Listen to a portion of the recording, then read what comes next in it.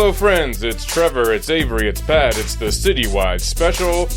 The Phillies have hit a skid, losing 3 games in a row following a 13-run outburst Friday night against the Twins. Should we be concerned about the feast or famine offense? Will Sir Anthony Dominguez ever find his 2022 form? And can the team hold on to the number 1 wildcard spot? James Harden tells Daryl Morey to eat shit and die to a raucous crowd of Chinese kids. How long will the Harden saga continue in Philadelphia? Will Morey finally cave or hold firm for a fair trade? Is the upcoming season doomed, or can it be salvaged? Why does God hate the 76ers? The Eagles dropped their preseason opener against the Ravens. Who stood out and who disappointed? The Birds will face the Cleveland Browns Thursday night. With just over 3 weeks until the regular season begins, how are we feeling about this year's squad? All that and more coming up right now. How's it going, fellas? Pretty good. Had a little R&R for a little bit last week, so it feels good to be back. Went down to Delaware, got a little tan going, saw the White Marlin Open, saw some big boats going back and forth. So I appreciate the little time away, but it feels good to be back. Yeah, welcome back. How's the storm chasing, man? You caught any storms? It was great. I mean, it was a little nasty out there Thursday. Wednesday Twister was stuff. Yeah, You seen cows floating around in the sky? No cows. Getting blown through the wind? All they got is corn and fish down there, and crabs, a lot of crabs. So we ate pretty good down there, I'm not gonna lie. So that was fun. But we were hoping to see MJ's boat down there while we were there at the White Marlin Open. He's got a boat down there. Oh, for real? Yeah, big old boat, like a, I don't know, $5 million boat. But did get a chance to see it. Where we docked up at and hung out for a little bit was like the weigh station, so they bring all these big fish in there for the competition. Yeah. But I'm assuming MJ's crew didn't catch anything, so they didn't bother coming through the gate to go, get anything checked out. But it was cool. That's not like my my tribe. I never been around the boat crew like that, but people go fucking balls to the wall for this shit, and it was cool. I mean, the boats were neat. The people were real friendly, typical fishermen, all packing chews of tobacco and shit like that, and talking about getting out there in the morning and all that. But are there any like old sea dogs, like a guy with that like yellow coat from The Simpsons, basically that guy? None of that. They're all corn cob. They're pipe. all modernized, man. They got like 8 computer screens, and they're really? checking out. Oh man, it's pretty much like Damn. the guys. They got money. Like they pay. It was like $10,000 per person per boat, and you get like 6 people at max to get on that can pull the rod in. And then the captain is a separate person. So, like 6 people that can touch the rod, plus, like, a mate and the captain that rides the boat. And what are they catching? Marlin, Tunas? tuna. You caught a tuna this year? We didn't go out fishing this year for that. Nah, but it was cool. I mean, these guys are talking shit. I'm like, it's above my head, but I get it. I mean, I know the biggest fish we caught last year was 70 pounds. I reeled in like a 50-pounder. But the one that won was like 325, 340 pounds. Whoa! Yeah, big. We're talking like big fish. So. Yeah, when I used to work at Wegmans, we would bring in, when I worked in the seafood department, we would bring in these 110, 120-pound swordfish. Yeah. Like, they were massive, man. The big. bill on that thing was like 3 feet long. Do you think you could make an actual sword from it? Fuck yeah. Yeah. I wouldn't touch it, though. That thing's just full of bacteria and just whatever. Oh, yeah. You get cut with that, and then you're... That's like... You're getting it's tetanus like when they or used to something. have I don't know. those little traps in Vietnam where you fall through the thing, and then there's the spikes that have poop on them. Yeah. Yeah. Honestly. Yeah, we would bring them in, and like the bill would just be thoroughly wrapped and covered. And, like, once you wanted to take it off, like take the covering and the wrap off, you would just have to throw the head out, essentially. It's like a needle in a hospital. Yeah. They they look for like the billfish, and it's called the White Marlin Open. They haven't caught a white marlin in like a couple of years, and it went to it's a 3-day thing: Wednesday, Thursday, Friday. They didn't catch a billfish till Friday, which was pretty interesting because like that's what the whole tournament's about. But once they did, people were going ape shit. I mean, the fishing people or people that love fish are a whole different breed. Yeah. But nobody got caught putting weights in the fish. Well, that's what I said. I said, what's to say you can't put a couple of lead weights up in that bitch and call it a day? That's a 400-pound tuna. But no one that I know of caught that shit. Scandal. But the biggest scandal was that someone handed the rod off mid reel in, which is a big no-no. If you catch a big fish, it could take you 2 hours to reel it in. You have to pull it in. Oh man! Apparently, the biggest tuna that got caught I got tired and handed over to Avery, and then he finished it up. So Someone it's found out that he, it was disqualifying. Yeah, but offense. but who knows? I don't know. Damn. Above my pay grade. That's wild. So good. Yeah, we gotta get Jacob on here to talk fish. Yeah. Yeah. Jacob. We should have like a special outdoorsman episode. Get What is it? An angler? Get everyone. The angler yeah. pod. Yeah, we get Jacob on here. Get Get Joe Nick. Garrity. Yeah, get Joe Garrity Get the up OG in Joe this. Garrity yeah. up in here. Get, Damn. Talk some fly fishing. Yeah, and, get Monaco the on other here. kinds of fishing. Mm-hmm. Get who else? Becky. Yeah, we'll Becky get everyone up in here up to in fly this. fishing. Yeah. But it was cool. It was a good I haven't downtime. fished in a long time. Nice. Did you guys miss me at all? Yeah. Yeah, of course. Yeah, we missed you. You missed out on the no hitter, man. I know, can't and the believe it. birthday. It was I know. historic. It was a real Yeah. historic week for multiple reasons. Damn. Yeah, we had live reacts, man. Well. But hey, what was your reaction? Now we can get it. Oh, it was amazing. We got down there just in time to catch like the 8th and 9th inning. So I looked at the TV and I was like, I looked at Joe Garrett and we were the same thing. I'm like, let's not jinx this shit. Like, we know what's about to happen or what's pending here. 8th inning was great.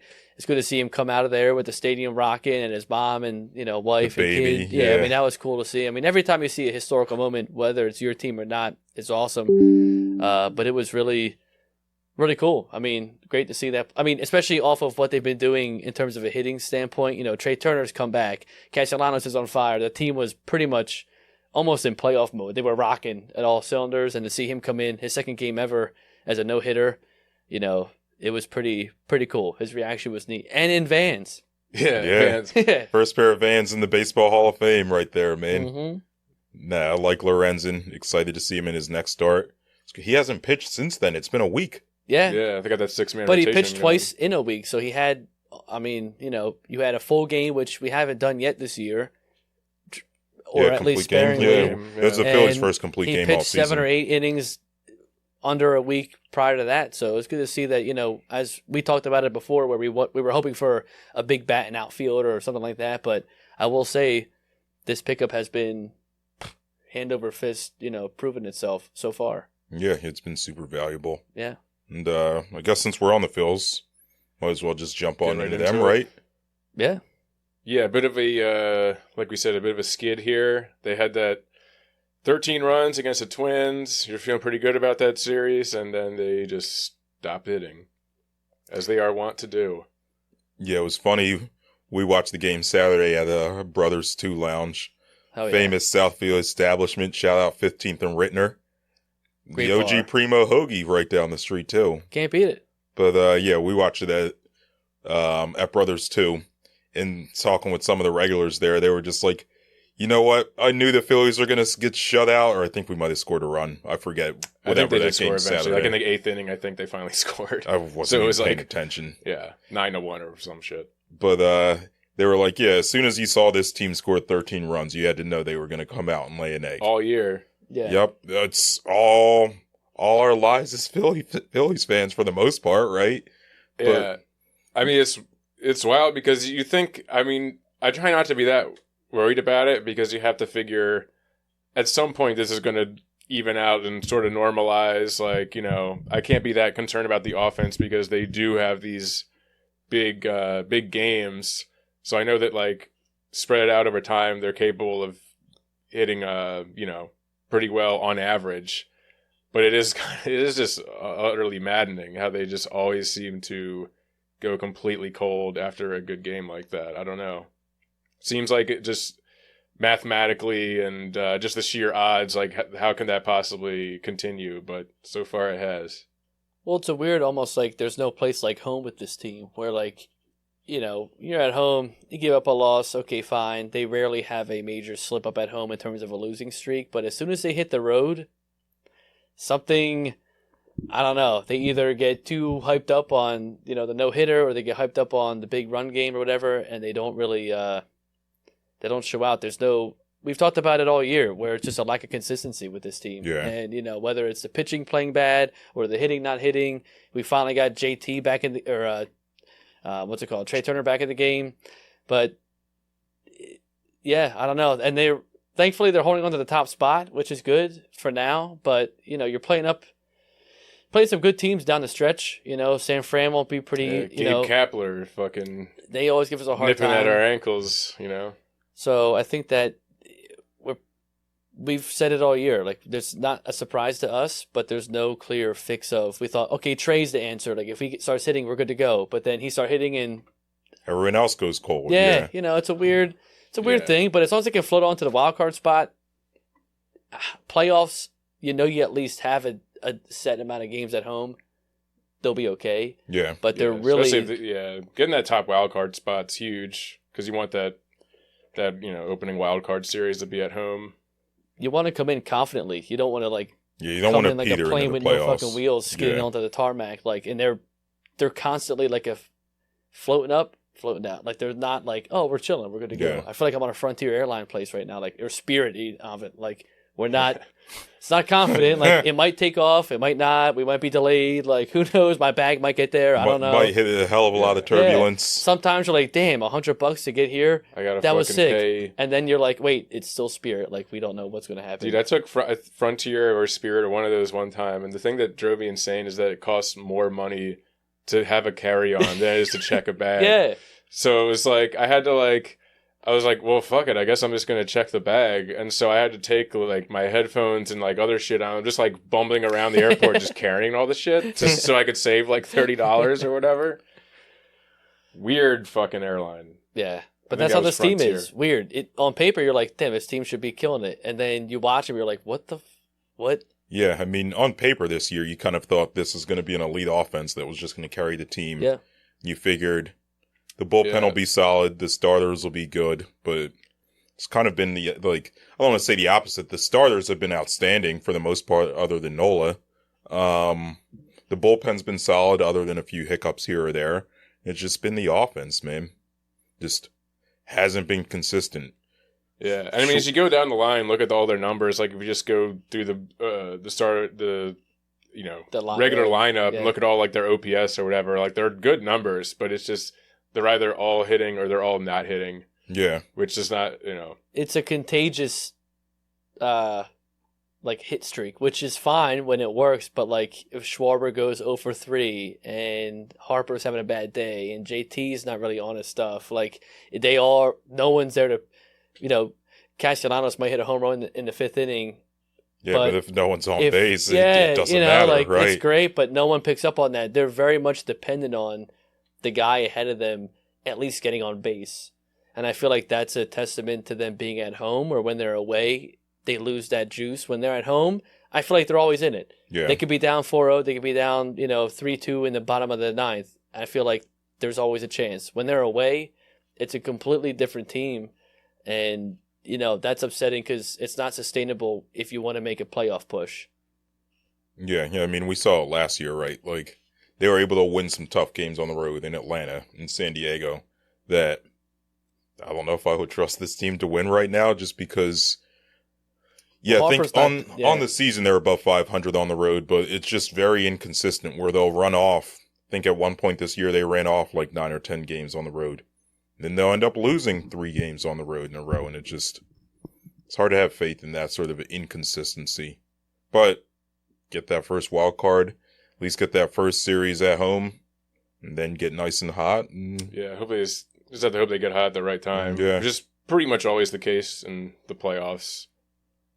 I think they do better without having a bot, without waiting. They are.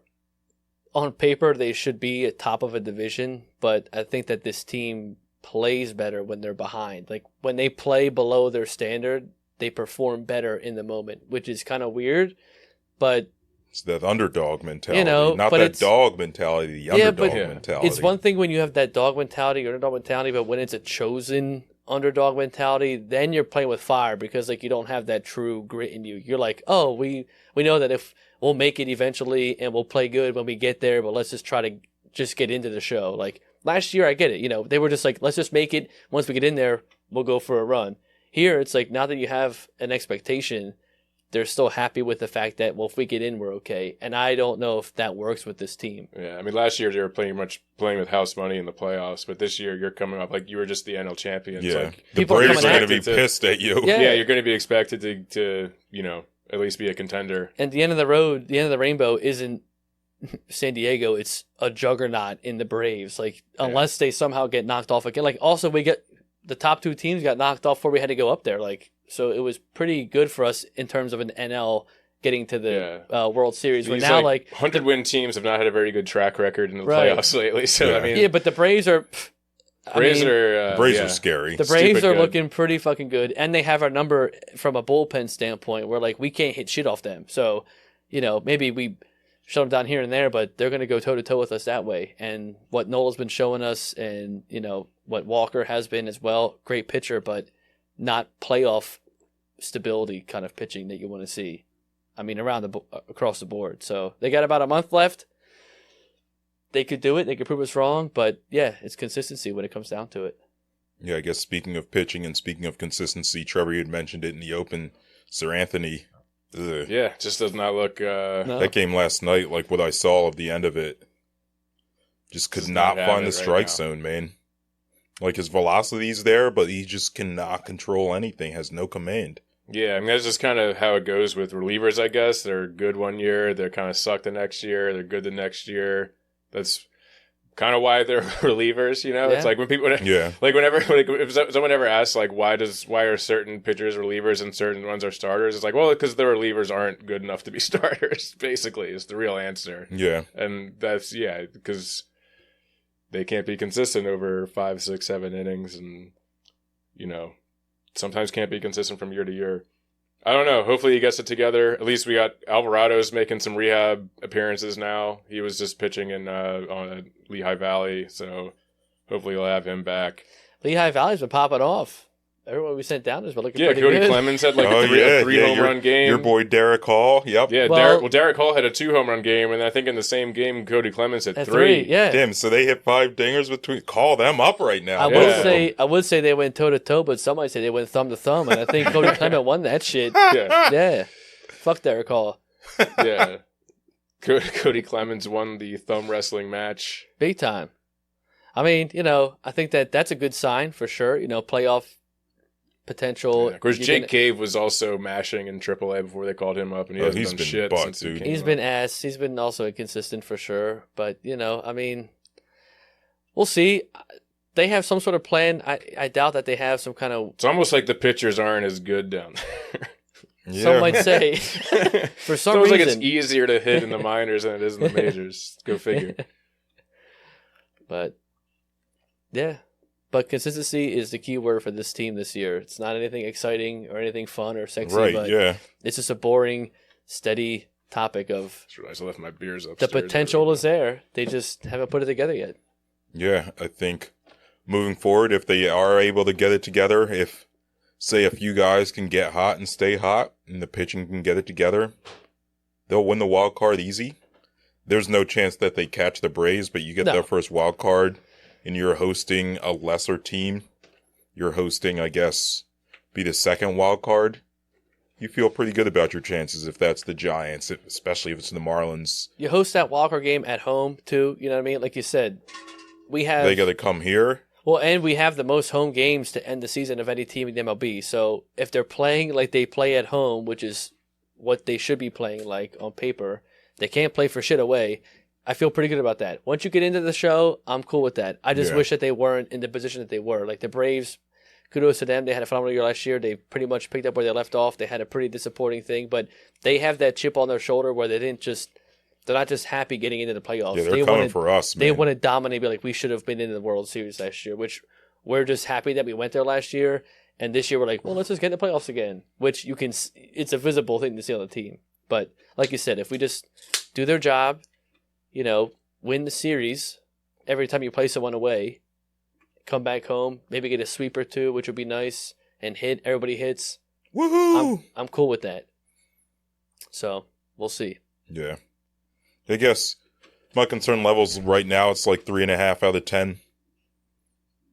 We'll see what happens this weekend. Play the Nats. That should be a get-right series where offense starts to hit, pitching gets right, and the Phillies roll off another winning streak. Got the Giants coming into town. I think they're really the only contending-ish team we play for the rest of the month. They're right on our ass. They're right on their in the wild card race. So that's a huge series. And we jumped them. Now we're tied with them. So they're a good team. Again, they're not like maybe the most sexiest team out there, but they play well. They play good baseball. They do have Gabe Kapler. So. Yeah, that's a good-looking man, Gabe Kapler. Well, him. I'm talking about the players themselves. You know what I mean? Definitely. Probably the sexiest manager in baseball. I mean, let's be real. I mean, Rob Thompson. I'm not gonna lie though. He just turned 60 today. He would have been the hottest guy at the White Barn Open. But now I did see there the other night. Gabe Kapler was rocking he had. A hoodie on with the sleeves cut off. He was doing. Here we go. He was doing He's brolic, dude. Yeah, he was doing the Bill Belichick thing. Only he actually has big muscular arms and shit. Yeah, it was pretty funny. He had sleeves under it, but it was still Yeah, I feel like Gabe Kapler. He's a fit man. He kind of got the short end of the stick here. Yeah, I think it was just bad timing. Yeah. He was trying some things. A little he definitely unconventional stuff, and they just didn't have a good enough team to make it seem like it was work. It just seemed like everything he did wasn't working because the team just wasn't good enough. And then he goes to the Giants, and they're, pretty fucking good. I also feel like as a first-year manager, he was kind of just thrown into this position where GM's under pressure, president of baseball ops is under pressure, and he's just expected to just win right away. Even if you have a good roster as a first-year manager, it's kind of hard to step into that. Just take it and run. Sure, it happens. But yeah, I don't think that Gabe Kapler really was set up to succeed and to last long term. Was he weird and did he try some weird things and say some weird things? For sure. But at the same time, like we went and saw with the Giants, he's been good for them since, and he's really kind of turned them around. And I don't know, man. I like Topper. Was not down with Joe Girardi worth a damn. We could have kept Gabe Kapler for a couple more years, in my opinion. But whatever, good for him. Good for us, too. Yeah, it worked out. That about it for the Phils? Yeah, I don't have nothing else in my notes. I got... Should we go on to the dreadful topic of... Yeah, let's get this out of the way. Yeah, let's talk some BS, James Harden, baby. Yeah, it's not even the Sixers right now. It's just really James just Harden. James Harden. Yeah, there's nothing really going on with the Sixers. It's just James Harden. So, of course, as I'm sure everyone has known by now, he stated publicly in, I guess it looked like he was doing some kind of basketball camp thing for, you couldn't really see exactly who he was talking to. There was two angles. One was just straight on him, and then the other one showed it to the side so you could kind of see some people, but it almost seemed like he was just talking to a room full of 10-year-olds or something. I'm pretty sure it was. They were all funny. Fuck Daryl Morey. You were like, Daryl Morey's not well liked in China, but because he had the free Hong Kong thing. Yeah.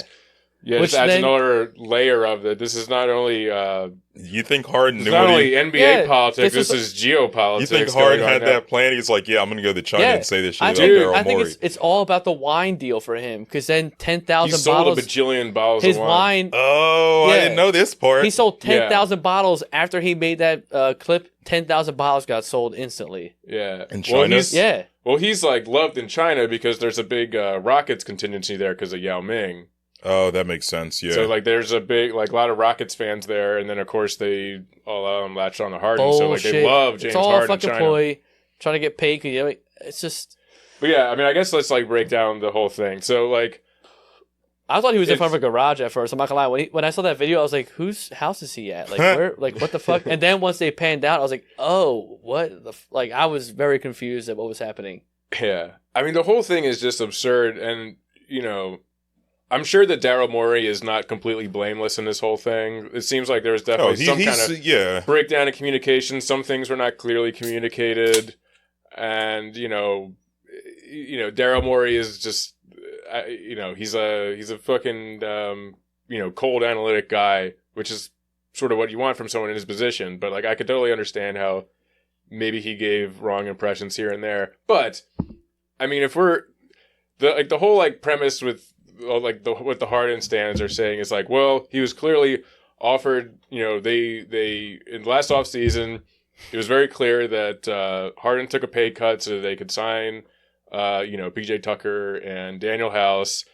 and then with the idea that you do this for us this year, we'll take care of you next year, like thinking like we'll give him a max contract. But the problem with that is, if he was under the impression that he like was going to have this deal in hand, why the fuck was him and his agent leaking all this shit about Houston for like halfway through the season on? Like, you're clearly, there's no way you could say that you were like certain that this was going to happen, because it just makes absolutely no sense to do that. Yeah, it's just like ridiculous. Yeah, none of it really makes any sense. His agent has just botched his agent this entire just thing. looks like might be the dumbest person alive. Didn't he just hire this agent like a year or two ago? Yeah, too? well, that's the other part of it too. It's like if he was so sure that he was getting a max deal, why do you even have an agent? Right. Those people that know they're getting a max deal, you're just wasting money having an agent. You're just Yeah. going to sign that contract and you're to get all the money and not have to pay like whatever percentage to your agent. And this agent just lost him He a shitload of money. He hired an agent because he knew he was going to have to do some negotiating, some finagling, some like leveraging, whatever, this and that. And fucked it up. yeah, it's like it just feels like I don't know who the hell this guy is that he hired, but it seems like he's just like, it feels like he's just like some kid that played like, NBA, like he's been playing like 2K franchise mode. Did a couple mock drafts. I was like, okay, I got it. How this all works. But yeah, I mean, like everything that they've done this whole process, it's just been like a misstep after misstep. Like, and then, once it gets to the end of the season and he has to make the decision whether he's going to opt into this contract or not, like, if he like was dead set on not playing for the Sixers, not wanting anything to do with the Sixers, you don't opt into the contract. Right. Yeah, that's the thing. Like, it's wild because it's like, I mean, if you're, and it's especially insane because I mean, I get, the idea is like Harden opts in because he thinks that he's going to be able to get traded in the offseason. Like, Daryl will trade me or whatever. But like, you literally just saw how Daryl handled the Simmons situation. He's not just going to trade you for peanuts just to get rid of you. Right? Yeah, that's how you ended up here. That's how, exactly. You literally were part of this thing. And this is happening again. So like, why the fuck did you think that he was just going to trade you for like the first available offer? And then on top of that, they keep like leaking the shit that he only wants to go to the Clippers, which just makes it even harder. Yeah, that diminishes your value even more. It's like, what the fuck are you doing, dude? It's just like, it's truly unbelievable how him and his agent have handled this whole thing. It's just like, there's no words. Yeah. I mean, I don't doubt that Daryl Morey's blameless and like, Daryl Morey owns some blame in all of this. In that, I'm sure he made like hinted at a little overpromising what he was going to give Harden, but also he definitely wasn't making any guarantees. You also have seen how Harden is. Like, if you're Daryl Morey, you've seen how he's handled this in Houston. You've seen how he's handled it in Brooklyn. Like, this isn't going to end well when you sort of agree to this contract and agree to whatever sort of under-the-table deals that may or may not have happened. Yeah. And you just kind of proceeded to go through with it anyway, with all of that in mind. And yeah, I think Daryl Morey kind of misread the situation, thinking that Harden was going to play along with whatever to win a championship. Harden doesn't really care about winning a championship. Nope, clearly. Like, he kind of just cares about himself and his money and... Daryl Morey thought that he was in a committed relationship, but it was really more of a friends with benefits situation. Yeah, pretty much. Honestly, yeah, that's what it comes down to. Yeah, so at this point, I think that Harden is obviously projecting the fact that no team wants him onto the Sixers, but also projecting that Daryl Morey kind of played him a little bit. At the same time, I don't think that Harden needs to be going around saying like, yeah, Daryl Morey is a liar.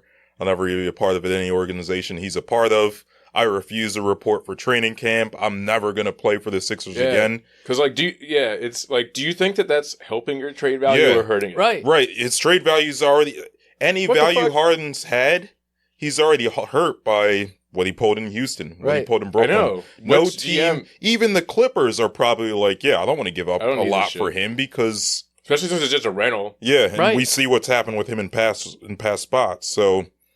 Yeah, if you want, if you want another team to offer a package for you that Daryl Morey is going to be satisfied with for just 1 year or half a year, you have to give people the sense that you're going to be on your best behavior, and you're going to be pulling out every stop, and you're going to be trying as hard as you fucking can to deliver a championship to that team for the 1 year that you're on them. And he's not done that at all. Yeah, he's never done that anywhere. Yeah. No. He kind of made us think he was doing it in the playoffs this year, but then Game 6 and Game 7, he lays two every fucking other eggs. game, and then that was it. I mean, it's Yeah, I mean, just a shit show. I'll cop to the fact that like I've up until this kind of blew up, I was probably I was probably as much of a pro Harden guy as we any all Sixers were. fan. I mean, we said it. I Almost, wanted him to come back. I was like, the team's better with him, all this stuff. But like at this point, like all this other shit, it's just like, yeah, I guess he is who people said he is, who they thought they was. We talked podcast over podcast that like, listen, it's a dramatic league. Okay, we get it. This will all blow over. Like, we're gonna be done talking about it. Like, maybe they're at like the stupid white party. They're at this thing. They're doing whatever. Like, whatever. It doesn't matter. They're gonna handle it on their own. And I feel like this is a very unnecessary, weird move by Harden, which, like you said, doesn't help him at all. And there's nothing after that as Morey or the Sixers, like, you can't combat that because you're not gonna pay him, even if there's nothing you can do. You're done. Like, unless he either just comes back or he doesn't, which clearly he doesn't want to come back now. So either he hangs out with fucking Dwight Howard for a year, it's going to be another Simmons. I mean, but this is different from the Simmons situation in that there's that clause in the CBA. Oh yeah, that says if Harden doesn't report for work after 30 days, the Sixers own his rights, and after the end of this season, they can decide if they want to make him a free agent available for other teams or not. So they could just be like, yeah, you dicked us over. How does that work if they don't make him available? That means they that can they have use to him as a retain trade him for thing like next how year? much? He essentially has to play for the Sixers until they decide, like, yeah. What's like, I mean, but what kind of contract would he be on in that situation? It would just be the same opt-in. Oh, just you just be opting it over and the over. The opt-in just gets pushed back a year if he sits out for over 30 days. So Morey's going to be keep playing ball. So Morey isn't like, he's going to say, all right, you want to sit out? We own your rights. He'll never play again then, unless he wants to play for us. He could do that. A few articles I've read have hypothesized, like, yeah, his career might just end like this. Dude, well, that's the other thing I wanted to bring up, and I'm not the only, other people have been saying this, and it's like kind of silly, but I mean, maybe not that silly. Does he just fucking play in China? That's what that's what I'm saying. Yeah, he just pulls goes to, like, people love him there. No one in China gives a fuck that he's forced his way out of Houston, out of New York, or out of Brooklyn, out of Philly, and like. I mean, he's over there having the time of his life. You see the video of him dancing in the scooter or whatever. He's riding the scooter around. Yeah, with the helmet. He's just like living his life, doing his thing, man. Maybe like, I mean, you think about it, like, he's been, spending his life over here, going out late, clubbing, going to strip clubs, just indulging in all manners of Western decadence. So, maybe it's finally time for him to go to a tea shop, embrace the Red Dragon and fall into the warm arms of the Cultural Revolution. Like they're going to make him an honorary member of the Chinese Communist Party. He'll start all the Harden fits that you see are just him wearing like different variations of like the Chairman Mao suit. It'll just be different weird colors and stuff. Yeah, Harden gets a hammer and sickle tattoo. He gets a purple. He gets a purple heart. What the fuck? They're gonna like. They're going to like publish a little red book of James Harden quotes that everyone keeps in their pocket at all times. Dude, he comes out with the special liquor, the hammer and the sickle. Yeah. The James Harden Chinese whiskey, I don't know. Double step. Yeah. Just a bitch move. I mean, I don't know. He just went, I think you hit it to the head there, Trevor, where like, you hired an agent, you're one of the most well-known players actively in basketball. You don't need an agent. You're well connected. You've been on multiple teams, multiple different conferences. Like, people know what they're going to get with you. Deal yourself. You fucked yourself over, and now you're mad about it. I mean, yeah.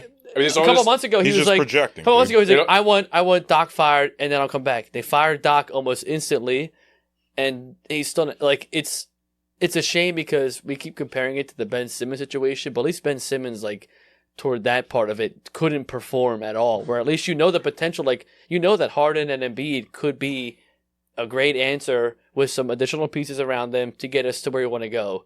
And Harden's just taking a route that is again, He it's just that doesn't care about And at least, winning, dude. I mean, as much as, like, obviously we all hated what Simmons did here, but at least, like, from his standpoint, you can kind of be like, obviously he's damaged goods or whatever, but he's still a relatively young player, right? Who has a lot of upside, and like you could totally see like a team being like, we could just give this guy a change of scenery, get his head right, turn him around. We could turn him back into the player that he should be. Uh-huh. You don't have any of that shit with Harden. No. It's just like you got he's Father old. Time fucking him up. You got GMs that don't like him. He's done this 3 times now. Yeah.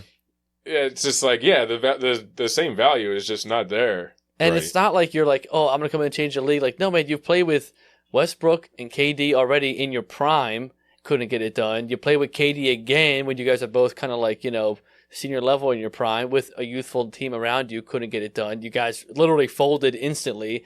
Then you came to Philly with a young, MVP, youthful team and yeah. played with the MVP, couldn't get that shit done. Granted, Embiid was hurt all the time again and whatever. But now this was your swan song is going to be selling wine in China. Hey, go for it. Like, I don't get it. I don't understand it. And at this point, like, fuck it. Like, I'm over. I think I said this months ago, where like I'm over the drama of James Harden. Like, it doesn't matter to me. Yeah, I would prefer he comes back and plays with us, but I'm expecting us to have a season without James Harden. So yeah, I mean, just getting into the drama of James Harden, like, because there's that CBA clause that if he sits out for more than 30 days, the Sixers essentially decide his future. I think he's going to end up reporting to training camp and just being a pain in the ass, dude. Yeah, I'm just curious of exactly how bad that's going to be.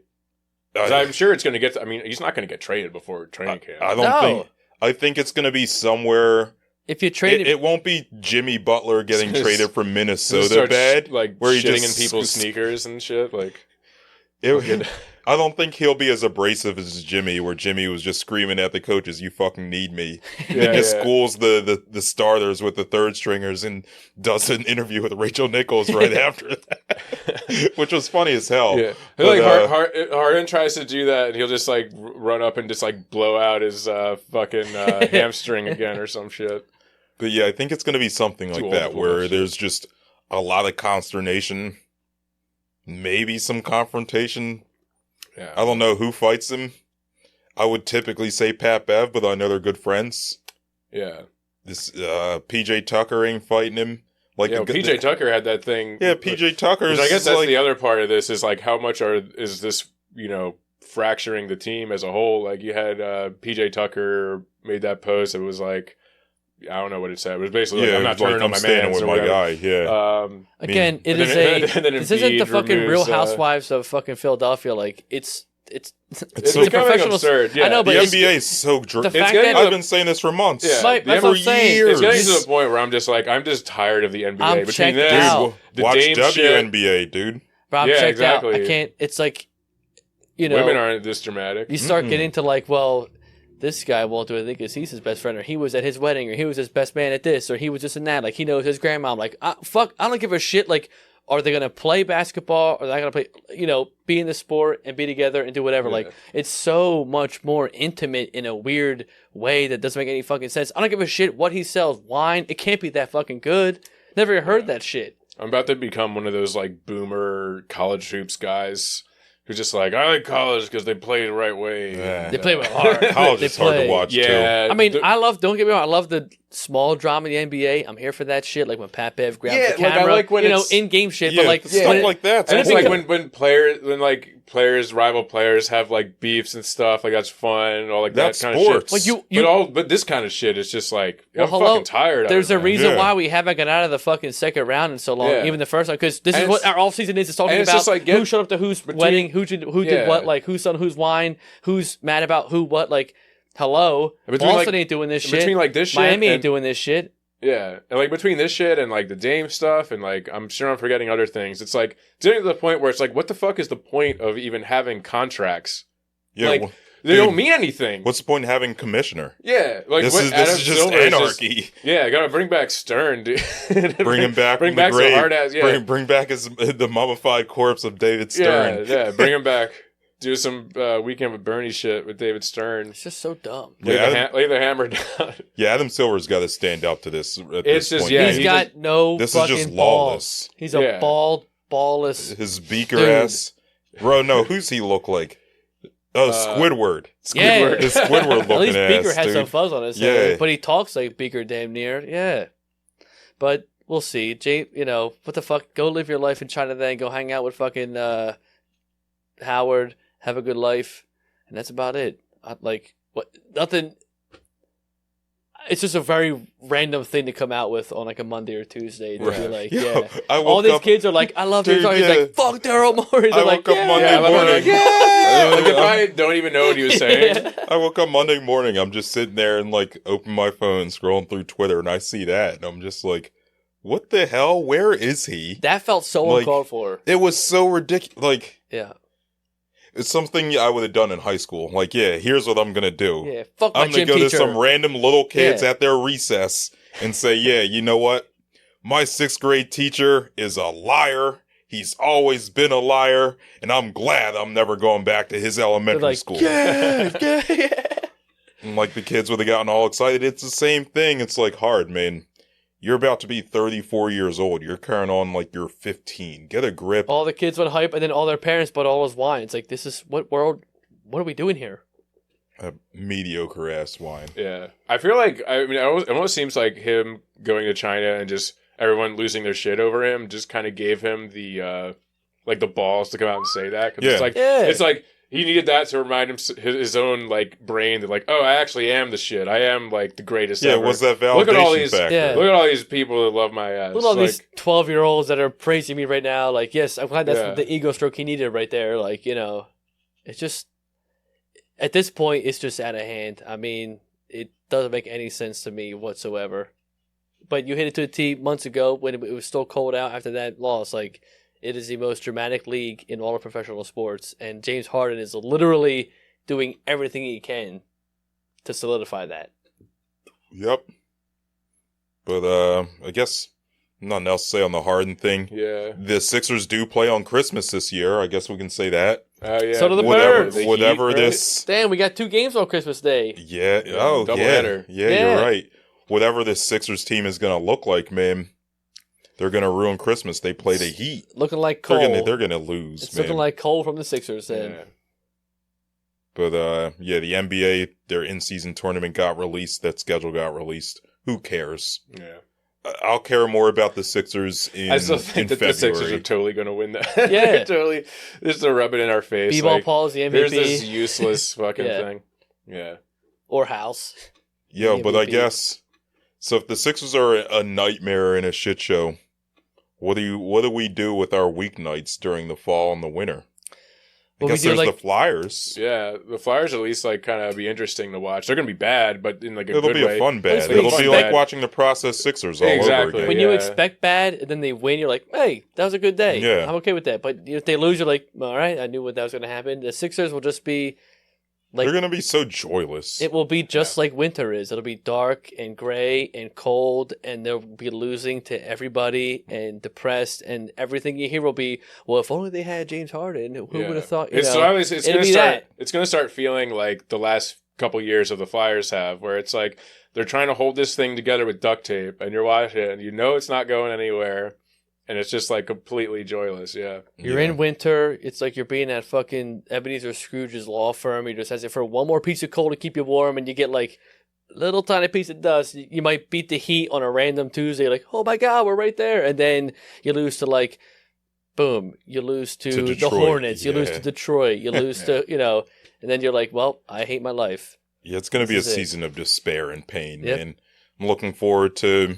The process. I'll still it watch. Will be Yeah. the end We're all of the process. sickos. We'll still watch it, but I'll still watch it. They'll just give us more things to get angry about on this podcast Exactly. and It's scream all at each fodder. other at. How many seasons left do we have until the process is officially over? Oh, the process died years ago, man. I'm just Yeah. saying, but I guess some people might say as long as Embiid's on the Right. team, but Eh. I will say process then, has how been does this dead. impact Embiid's tenure with the Sixers? He'll be here this year. He's signed under contract for a while.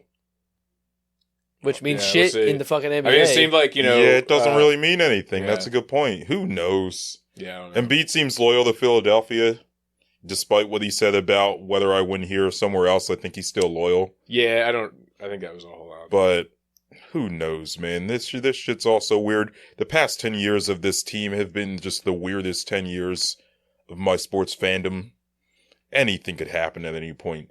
Embiid tomorrow morning could wake up and his leg just falls off. You know what I'm saying? So, like... True. So Embiid has gangrene. Yeah. And his leg needs to be amputated. Some random great white at the beach bit his leg off. Cool. Yeah. All Well, right. speaking of gangrene, we can move on to Yeah, more I'm tired cheery of- Bird topic. gang, I'm tired baby. of talking about Them this Eagles, fired baby. up. sorry-ass Them basketball Eagles. team. Bird gang, baby. Yeah, so preseason game on Sunday this past, or who was that? Saturday? It was Saturday or Sunday. Saturday night. Saturday yeah. night. The city was popping. Yeah. Some guys played. Looking, Dude, the Ravens extended their win streak. yeah, the Ravens extended the dumbest streak in sports. 24 straight preseason Yeah. It's almost like games. 25. I thought it was like 28. I don't know. Whatever it is, it doesn't really like. I don't remember. It For doesn't, whatever it's worth, it doesn't doesn't mean matter. shit. It's preseason. Yeah. We're talking about practice. Right. Yeah, it's all silly. But some interesting fucking Tanner McKee looked pretty good. I think. Yeah, hold Look up. great. Who did y'all enjoy watching most? We'll do it this way. I mean, the easy out, I think, would be Jalen Carter. I mean, he only played for like. He played two Two snaps, snaps. dog. Yeah, but I will one say- of that but one was. I that will one say was- his first snap, that one was though. badass, his first dude. snap against a different team, fucking buckled the guy and damn near got the sack. I mean, that was Yeah, he got the hit. Yeah. Got a big hit on. that was It's all I needed to see from him. But I will say my big standout. I actually called my dad earlier today, and I was like, "All right, man, like let me hear what you got to hear." And I think that we came to the conclusion that Sidney Brown has been looking Oh, yeah. my very boy, dude. fucking good. I've been Yes. saying Very- that. I've been on the Sidney Very, Brown very train. good. And I think that the secondary as a whole, as a youth, have been looking good. But Sidney Brown would be the pick for me. That's been eye opening. Yeah, I've been on that. He was one of mine. I got another one. Trevor, who you got? You're going to say Tanner McKee. Yeah, I mean, obviously, like, he's not really going to be an impactful player in the regular season, but like, dude, looked good. Yeah, I mean, I think he's definitely your compared third to string. our backup, Yeah, he's definitely not. Yeah, I mean, honestly, you look better than Mariota. Fuck yeah. Throwing the ball, you look much better. you could have been better than Mariota. I mean, Mariota had some decent like running plays and stuff, but yeah, and then Ian Book came in and was just like, oh, god awful, Oh, terrible. fucking Ian Book, dude, terrible, spot on. terrible. Spot on. So yeah, I think that's Tanner McKee's job to lose the third string, which I mean, if it comes to that, we're probably fucked anyway. But good to know there's a guy there that maybe can come in Yeah, randomly if there's some weird thing happens, whatever the fuck. But Or you go up by 25 fourth quarter. You yeah, throw him in there, see what he does. Avery, what you got? Yeah, so you took the one that I had, Sidney Brown. But, yeah, he did look great, man. I think this team has needed a safety like that for a while. As great as Malcolm Jenkins was, he wasn't that run around, fly around, and hit guys. We got He him was old. We got a him great late in his, coverage safety. late in his career. We got He him. could really diagnose Yeah. a defense and point out where guys should be and was the captain of the team. But he wasn't the fly around like Troy Polamalu type the way that Yep. Sidney Brown is. Yep. So yeah, Sidney Brown's there for me. And this other guy is a down the roster guy, Tyree Cleveland, man. yeah, The receiver. Yeah, he looked nice. He was looking nice, looking dude. good. He's one of those guys, the position that if he's playing, it's not great. But I think Quez Watkins has been out with the hammy. He's going to be behind when the season starts. Tyree Cleveland might get some meaningful snaps early in the season, man. I think that Yeah. that was more of a testament to good point with that for sure. I mean, Sidney Brown has been a stud, and I think the two guys he studied growing up have been Troy Polamalu and B-Dog. And I you feel could like tell. You could we- totally tell. when we drafted, Yeah, he's got that intensity. yeah, and he's built like a more Yeah, he's physical rocked up, secondary dude. guy. Yeah. When we picked up Kevon Wallace, they were like, well, his roommate at Clemson was B-Dog's son. Okay, but I mean, no knock on him, but he doesn't have that same physicality where at least this guy studied. He didn't say he studied B-Dog. He just said that like he was close with the family. Yeah. Where Sidney Brown has been actively studying film of two guys that you can't play that way, but the fact that a young guy knows that you got to be that physical to be a good safety, a drop-down safety like Malcolm Jenkins. We got him late in his career, so that makes sense that he was pointing guys different ways. But I Yeah. think that the Cleveland pick is more of a Brian Covey should be looking out. Yeah. He'll be a punt returner, Cleveland, I think, because I think Watkins has been showing out in training camp and shit. When he's been healthy, but he's got this hamstring. For sure. Hamstring's a serious, it's not a serious injury, but it's something to keep an eye on. For sure, but I think Cleveland though is more going to solidify first special teams, and then maybe I think that game was for him potentially into that mold. Yeah, and then work your way up to the third, fourth, because really. The receiving core is going to be A.J. Brown, Devontae Smith, and Goddard as your top three. Watkins, then Zacchaeus, then fourth. Watkins or Cleveland. They're like your fourth in terms of load-bearing receiving core. Also, some good cornerback play. Fucking Eli Ricks, dude. Yeah, Alabama kid, dude. Pick six. That was a hell of a play. He almost had another one, too. Yeah, he was talking shit.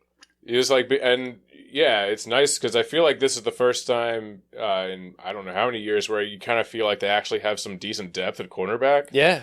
Which is great because... hasn't been the case at all. Yeah, because I mean, going into the season, you're like, well, we got Slay and Bradbury, but they're kind of old. They're a year older now. And Maddox was always getting hurt, so you didn't really have... And so I feel like every year it's kind of been once one of our quarterbacks goes down, it's just ugh, this is going to get ugly. But now get burnt. Yeah. It's they had some depth. So it's going to be, I mean, the defense is really fascinating this year because obviously last year they were pretty stacked, but not as deep.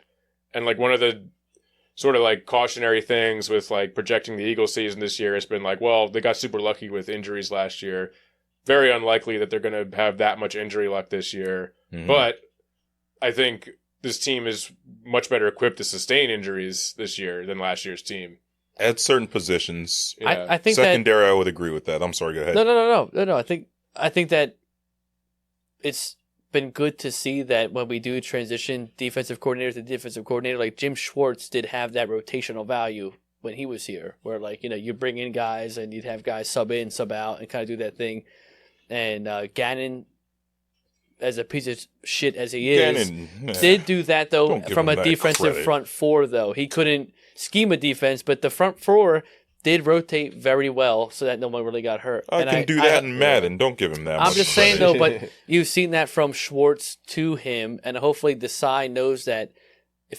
I think Desai in my head, the front four, even front seven, if you want to put it all together, is the most established part of the defense. The secondary has been since really Jim Johnson left, has been the big crutch. Since you lost Sheldon Brown, Breedog, all those guys out in the secondary. Yeah, we had a couple years here or there, but I get your point. We haven't had a solid. He had one guy, Malcolm Jenkins. He had. Well, the couple years with Asante. Okay. Yeah. But I'm saying I get your point. We had a couple years here or there. That was still with Johnson though for a minute though. He was still alive for that. Yeah, I guess at least one of the years. When he was gone, you had fucking what's it called? Namdi Asamoah, DRC, the Dream Team. Yeah, who else we haven't had to your point, a secondary that felt confident. Last year felt like the first year, and I hope that Desai, being from on paper, more secondary force guy, the front seven, you could coach that fucking front. Especially now you got older guys at the front. They're rotating. You got Jordan Davis back healthy. You got the steal of the draft and Jalen Carter, Nolan Smith, Hassan Reddick still pretty young. I mean, my nipples are hard just talking about this shit. I mean, they're going to be... Yeah. I mean, one of the other things that people have been saying is well, they lost Hargrave, and as good as Jalen Carter is, you can't expect him to replace Hargrave's production, but it's getting to the point where maybe he can. Yeah. I don't know if he's quite there yet, but it's damn, he looks fucking good. I want to see it more. The reports from the people. I mean, we only saw 2 snaps, but it seems like every reporter from training camp is just glowing about it. Well, what they're saying in training camp is his big plays. I could think against the Browns, he knocked Joel Bitonio on his ass, who's a Pro Bowl caliber guard. All pro. Yeah, so he knocked him on his ass. So he had that play. He had the play in the preseason game. But there are a lot of plays where he just doesn't flash. So it's just kind of, his highs are really high, but kind of a consistency thing, right? Which is what you're going to run into with a younger player. Yeah. I think the front four in specific should be fine because, talk about it. Hassan Reddick, Brandon Graham, Sweat. Cox. Even Jordan Barnett Davis should be is better. healthy and look, Barnett again drew a penalty. committing dumbass penalties in preseason games and in training camp. Man does what He's he got does, 2 dude. personal fouls in training camp. That's what he does. It's always him. Hashtag it's always him. Milton Williams too. You got him Yeah, out there. I forgot about Milton Williams. Yeah. He's a baller, man. Yeah. But yeah, the front 7 should be fine. Linebacker still a little concerned. I hope that gets some reps this week. Nakobe Dean. Well, Nakobe Dean. He should be playing tomorrow. Miles I think. Jack should be playing too a little bit. Yeah, I think Miles Zach Jack. Cunningham. Didn't They see too Cunningham, much they from should the be playing. linebackers on Sunday. Like, No, but they should be out there for at least a good drive or two just to get a feel of how they do back there, because that is our biggest crutch, is the linebacker core, which has kind of been the way we talked about the last 2 weeks ago, where since we lost D'Amico Ryan and Jordan Hicks has been a yearly kind of what free agents are on the market. Maybe one new young guy comes in and then you rotate some shit. But yeah, I mean, defense should be good, all things considered. A few people, like Bo Wolf, Shield Kapadia, have said that they think the defense is going to be worse. I don't know if I buy that. The defense was... It's The gonna be front really- four was unprecedentedly Historic. good. Yeah, Well, I mean, it's going to be really interesting because one of the reasons why I'm sure they're not going to reproduce those like sack numbers and shit. 70 sacks. I mean, that's just insane. And a 70 lot of that has to do with like the game flow, the fact that like we got up by so much, Right. we're forcing the other team to throw the ball. There's more opportunities for sacks. We have a much tougher schedule. Games are probably going to be a little closer. That's probably not going to happen again. We presumably have a better D coordinator. I think that's the thing that's getting I mean, there's like overlooked. some interesting variables where it's like, I don't know, like this, like, I mean, you figure defensive coordinator could be better. Jordan Davis is probably going to be better. They got like deeper at cornerback. Safety play should be better. Safety play should be a little, Reed Blankenship's looked Lights like out. he's getting better. He's bald, he was dude. my second pick for, instead of Sidney Brown, would be like those two have been. Dude, we might have our safety tandem for the next 10 years. Yeah, standout. Yeah. You got the physical guy and the guy that has hands that are just like Fucking, sticky glue. Milk Yeah. check. Yeah, that was funny. I seen that. But I guess on the offense, what do you think? DeAndre Swift, my bad. That Yeah. run he had in the preseason game, Yeah, it looked good. that was off the chain, dude. And like Penny had a couple good ones. Yeah. Just knifing through guys straight up, which is like kind of his bread and butter. Like he's just like a dude that can power through and make guys miss, and turn a run that should be 3 yards into 5-8 yards or whatever the fuck. Yeah. So Sermon yeah. too. I would be upset if Trey Sermon was off the team, because I feel like that guy's earned a spot. That guy's a good running back. The only concerning thing is that they've kept, you got Penny, Swift, Gainwell, Scott. There's a reason why they keep so many, and it's because you have the health bubble looming over their head. Mm-hmm. yeah. But even Deuce said we're asking Deuce Staley, like, okay, well, how did you, use Sanders? He goes, it was hard to figure out how to use him because there were so many holes on that O-line to go through that, like, you don't have to say hit the left guard. Like, by the time that they say hike, there's so many gaps, like, you're going to be good to go. Yeah. I think that Mariota in that game showed he's more of a fullback than a quarterback. I think he was like some pretty good run blocks. Yeah. Total liability at quarterback. I mean, the guy is done. Miss some throws. This is bad. That one throw to Calcaterra is wide open, would have been a touchdown. You can't trust. Air Mills it by 10 feet. You can't trust him to throw anything. Honestly, I don't. That was a terrible showing. I mean, you're a veteran. You've been in the league for a while. You were a starter for a while, and yeah, we know you can run. Fucking woohoo, yay! You know what I mean? But like, damn. Yeah, this team lives and dies with Jalen Hurts, basically. Really, honestly, that's what what the offense showed me. That like the offense, as anybody else played, was great as I expected. The offense is not a concern for me whatsoever. But the backup quarterback position with Mariota, whole ass liability. Dude, Tanner McKee's going to be our backup, dude. I think that he earned at least enough to get Mariota getting a little hot and sweaty about that guy behind him. Yeah, Mariota might be on quarterback next year. I landed in Philly. Y'all saw me on the beach in Hawaii saying I was going to Philly. I got cut from Philly in week 4. But it won't just be cuts of the coach being like, well, I like him as a person. It'll be us in the park. I'm like, that guy's a fucking bitch. Speaking of documentaries, see that Jason Kelsey is going to have a... Hell yeah. Yeah, on my birthday, that's about to come out. Yeah, I like... At first, I heard that. present. At first, I heard that news and I was excited. I was like, oh, that sounds really cool. But then I was like, fuck, we're going to have to watch another documentary that ends with us losing the Super Bowl. Man. It's like, God damn it. At least that one will be out during the season, so hopefully the following week they win. That should be like a fun watch, you know. Apparently, this has been following him around for the last year or two as he prepares for life after football. Which I think is... Right, well, that's what we're saying, but he's not... But he's still playing. He's still playing, yeah. 1 year, I mean, you know, he's got, I would think, 1 year... Oh, shit, 1 year left, but I don't know if I said this. We went out to dinner on Sunday, and we all sat next to Cam Jurgensen and... Where? And who's the backup tight end? Jack Stoll. Where? We went to... what the fuck is it called? I want to go there. Laver 2 on Passyunk. Right by Jose Pistola's. Laver 2. Yeah, right when you cross Broad Street. What's that? What kind of food? Italian. Laver 2? Laver 2.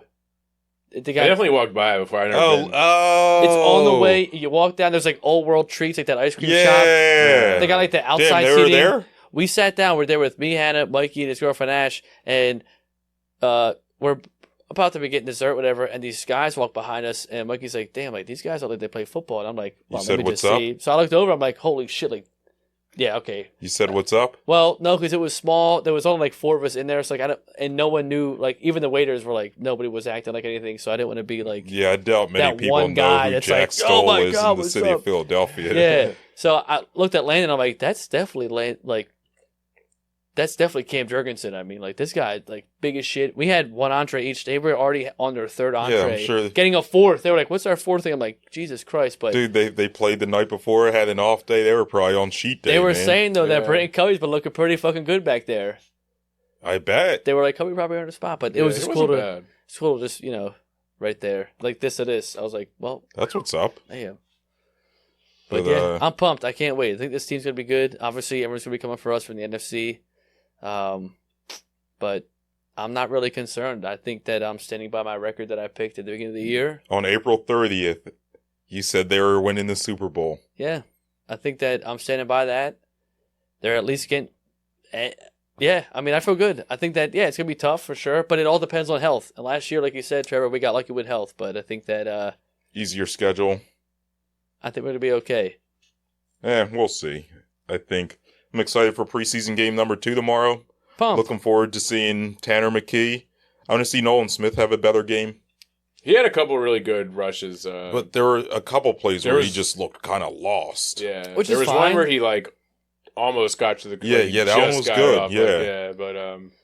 You're playing a good defensive secondary team. You know, I mean, they got history there with Baltimore. And they got that, they're playing for that streak or whatever they want to play for. Yeah. So they got that weird energy going, but, you know, whatever.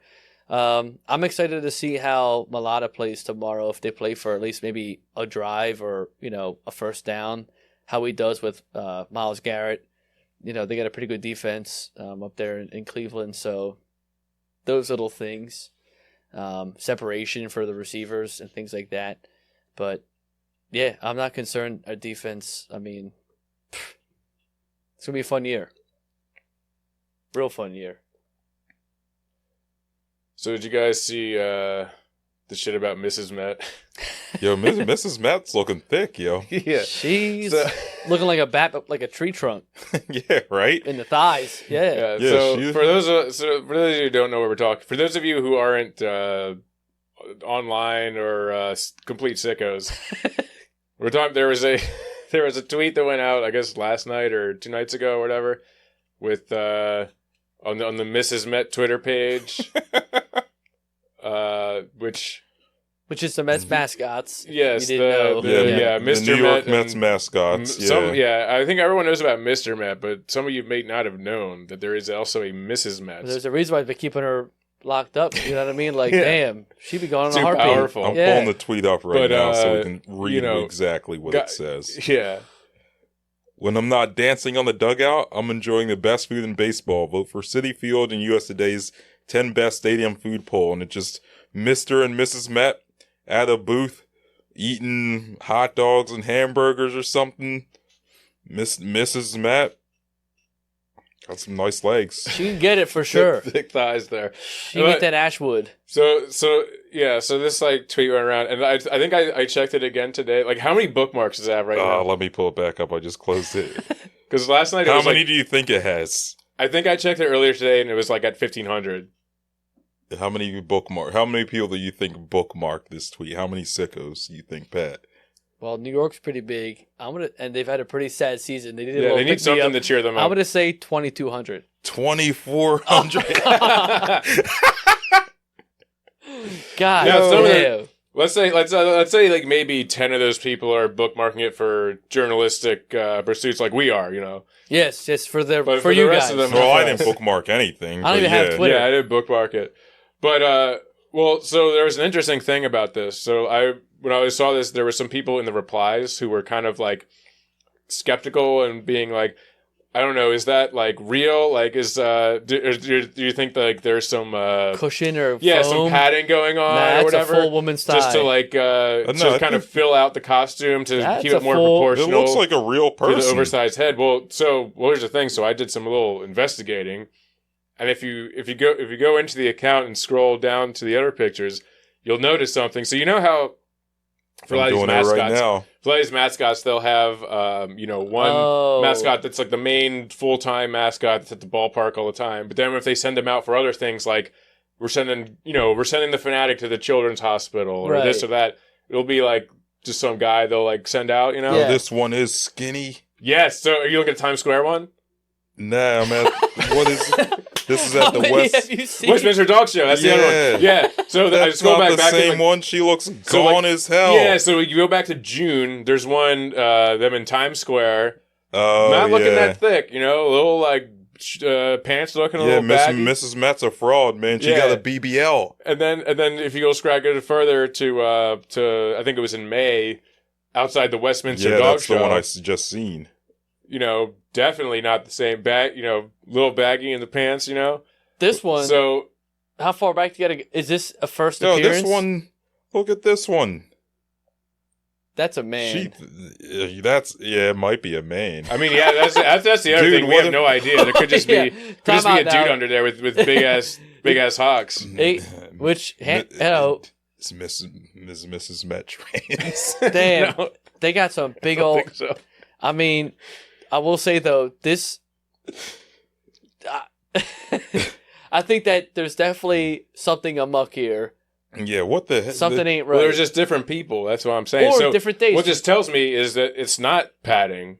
It's just different people in there. Yeah. So this one in here. But what this also tells you is that there's a pecking order among the mascot operators or whatever you want to call them, and they must have like I'm just like imagining like whoever's in charge of this shit, like, you know, lining up all these all these women and deciding who's going to do what. Who's going to be the one that eats the food? Who are we going to put on the top marketing promotion? You're looking at one with you're really thinking, like, all right, you're on Sunday Night Baseball, so it's but like you like.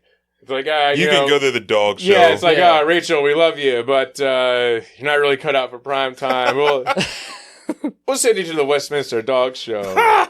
And, eat a little bit, hit the squat rack, and come back next year, and maybe we'll put you in the show. I also find it fucked up that, like, one Mrs. Met gets taken out on a date to a dog show. One gets taken out to Times Square, hot as shit.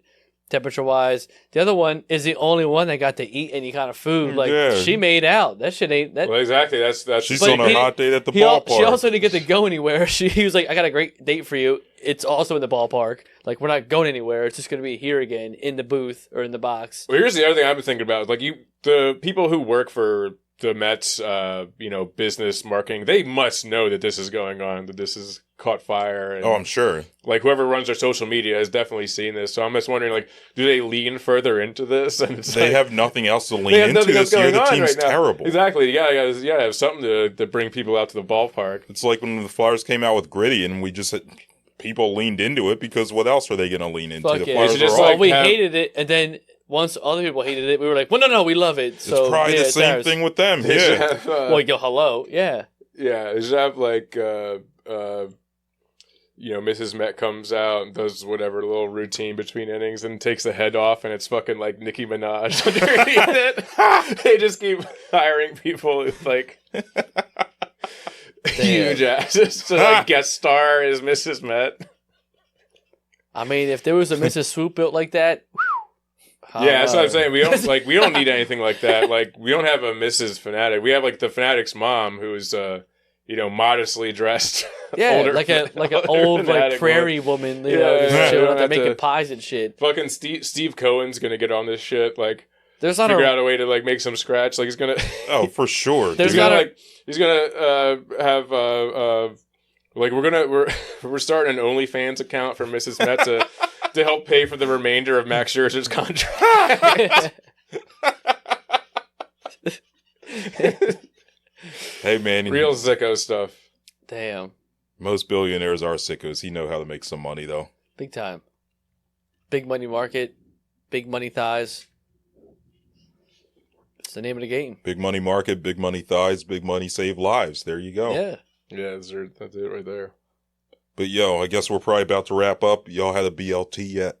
I did have one today. It wasn't the best. It was at like I don't know. It didn't feel like I was getting those like in season good ass tomatoes. It was Where'd you get in it the from? season? What just do you like mean? a deli, just like a deli around the corner from where I work. They fucked up. It is the season of tomatoes. I know. those You it can't wasn't get like Tomatoes are It wasn't, looking like, thick noticed- like Mrs. Met, I dude. know. if you can't get in season tomatoes now, then your deli's fucking up. yeah, it wasn't noticeably. I don't know. Was I it, wouldn't did have it known have that like little white part where it's like not quite sweet? Yeah, I don't know. See, It you may can't be just- doing that shit now. This is like the prime time for a good Yeah, they ain't juicy getting tomato. those Jersey tomatoes, man. No. Your Yeah. spot. I also may have just gotten lunch too late in the day, and they were down to the. We would have it. We grew a shit ton of tomatoes this year. Yo, let me get a tomato. Plenty of them at home. Trust me. We came back from the shore and there was like, what did I count? 26. 26. Let me Well, get a that's couple. a mix of like 5 big boys and then a bunch of like little. What kind? Regular like big boys, plums, and then cherries. Word. Yeah, I might take a big boy, but so Go you for made it. your BLT.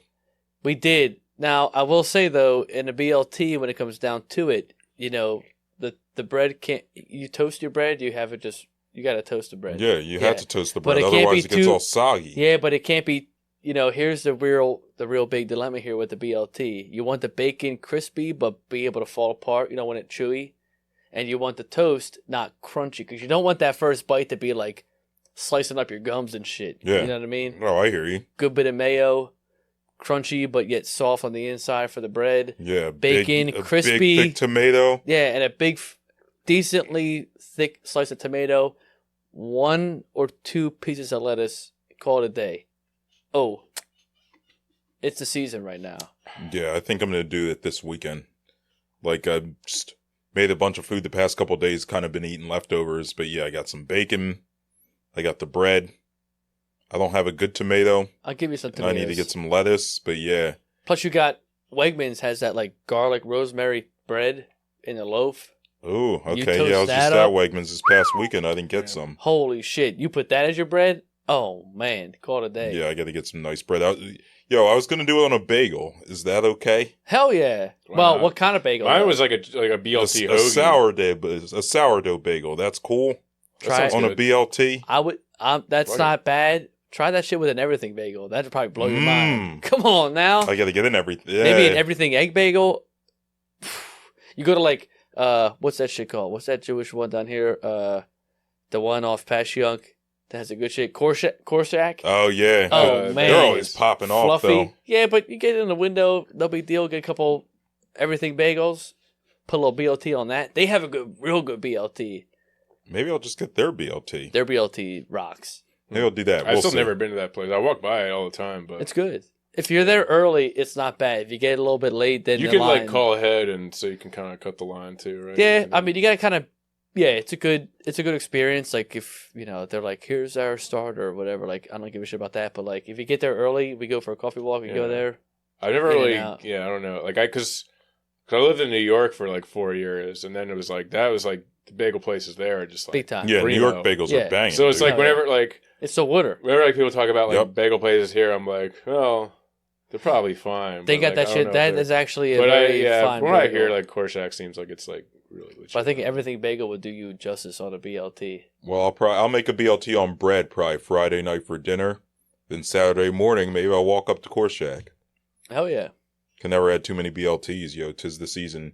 BLTsing. the BLTs. Damn. That's a shirt right there. Yeah. Ideas. Well, I think that's going to just about do it for us. Nah, I'm hungry as shit. Yeah, fuck, now I want a BLT. Please leave us a 5-star rating and a review wherever you get your podcast. You'll like our shit on YouTube now too. Yeah, Video. we're gonna be expanding the social media. We're gonna be having some stuff on YouTube. We do officially have a TikTok account. Oh, we Oh, do. what? We do, yeah, there's nothing on it yet, but there will be soon. But you can follow that. We got some stickers, some koozies coming for y'all. Or Oh, not yeah. koozies. Coasters. Koozies are expensive. Not Talking yet. Yeah, not merchandise. yet. Coasties. We gotta promo. monetize a little bit. before we get the Coasties, koozies. stickies. Titty, coasties. This guy's still thinking about Mrs. Med over there. And you can also send us an email at citywidepod@gmail.com. Send us some questions, comments, whatever you want. And from all of us here at the Citywide, good morning, good afternoon, good night. Peace. See ya.